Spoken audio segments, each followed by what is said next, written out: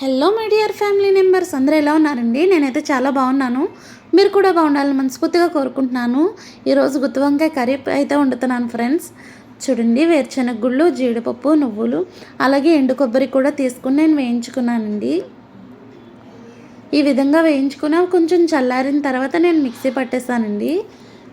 ఉల్లిపాయ 2 పచ్చిమిర్చి కూడా తీసుకుని నేను మెత్తగా మిక్సీ పట్టేశానండి. ఇవి నేను ఒక ప్లేట్లోకి తీసుకుని అందులో రుచికి సరిపడగా సాల్ట్, చిటికెడు పసుపు, 2 స్పూన్ల కారం తీసుకున్నానండి. తీసుకుని ఈ విధంగా అయితే కలిపేస్తున్నాను ఫ్రెండ్స్. ఇది ఇలా కలుపుకున్నప్పుడు ఇందులో అల్లం వెల్లుల్లి జీలకర్ర పేస్ట్ కూడా వేసేసుకోవచ్చు ఫ్రెండ్స్. ఈ విధంగా కలుపుకొని నేను వంకాయలను అయితే ఇలా కట్ చేసి పెట్టుకున్నానండి. ఇందులో మసాలా పెట్టేశాను. ఒక గిన్నెలో ఆయిల్ వేసుకుని అది కొంచెం వేడైన తర్వాత మసాలా పెట్టిన వంకాయలను అయితే ఆయిల్లో పెట్టేస్తున్నానండి.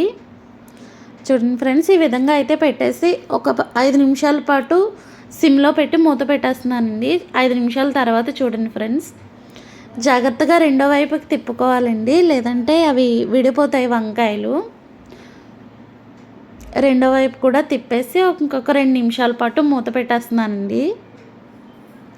2 నిమిషాల తర్వాత మూత తీసి చూస్తున్నాను ఫ్రెండ్స్. వంకాయలు అయితే ఒక 50% వరకు ఉడికిపోయింది. వంకాయల్లో పెట్టగా మిగిలిన మసాలా కూడా నేను ఇప్పుడు వేసేస్తున్నానండి. ఇప్పుడు వేసేసి ఇందులో కొంచెం వాటర్ వేస్తున్నానండి.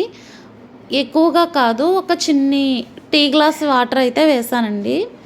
వాటర్ వేసి ఒకసారి గరిటతో అయితే తిప్పట్లేదు, నేను ఆ గిన్నెనే ఒకసారి తిప్పి మూత పెట్టేశానండి. చూడండి, వేడివేడి గుత్తి వంకాయ కర్రీ అయితే రెడీ అయిపోయింది ఫ్రెండ్స్.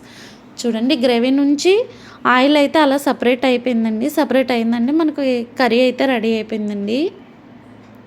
టేస్ట్ మాత్రం చాలా బాగుంటుంది ఫ్రెండ్స్, తప్పకుండా ట్రై చేయండి. నా వీడియో కనుక మీకు నచ్చినట్టయితే లైక్ చేయండి, షేర్ చేయండి, సబ్స్క్రైబ్ చేయండి. Thanks for watching.